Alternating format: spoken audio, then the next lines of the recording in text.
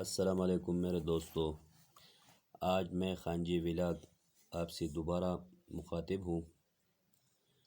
آج میں آپ کو ایک ایسے واقعات کے بارے میں آگاہ کروں گا جو آپ کے علم میں اضافہ ہوگا۔ آج میں امام ابو حنیفہ رحمۃ اللہ علیہ کی ذہانت کے واقعات کے بارے میں کچھ واقعات آپ کو بتاؤں گا۔ پہلا واقعہ جو تھا، ایک شخص تھا، اس کی بیوی اس کو منہ نہیں لگاتی تھی اور وہ سو جان سے اس کا عاشق تھا۔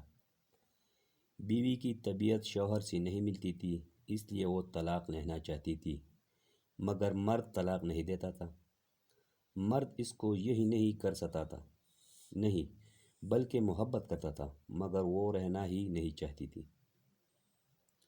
ایک دن دونوں میاں بیوی بیٹھے ہوئے بات چیت کر رہے تھے۔ بیوی کچھ کہہ رہی تھی، مرد نے بھی کوئی جملہ کہا، بس وہ چپ ہو کر بیٹھ گئی۔ مرد نے کہا، اگر صبح صادق سے پہلے تو نہ بولی تو تجھ پر طلاق ہے۔ وہ چپ ہو گئی اور ارادہ کر لیا کہ میں خاموش رہوں گی تاکہ اسے سے کسی طرح پیچھا چھوٹ جائے۔ وہ بیچارہ پریشان ہوا، وہ ہر چند بلوانا چاہتا تھا مگر وہ بولتی ہی نہیں تھی۔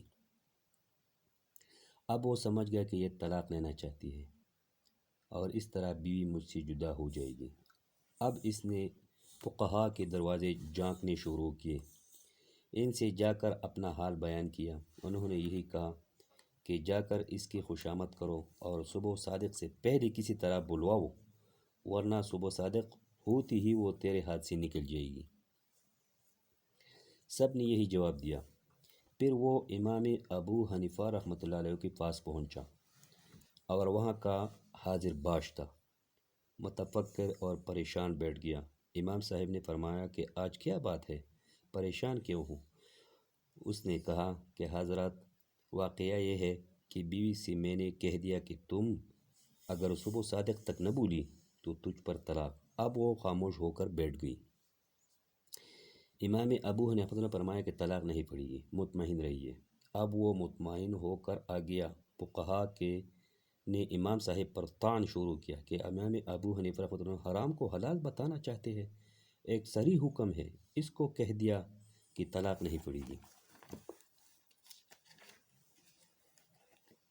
امام صاحب نے یہ کیا کہ صبح صادق میں جب آدھا گھنٹہ رہ گیا تو مسجد میں جا کر زور سے تہجد کی اذان دینا شروع کر دی۔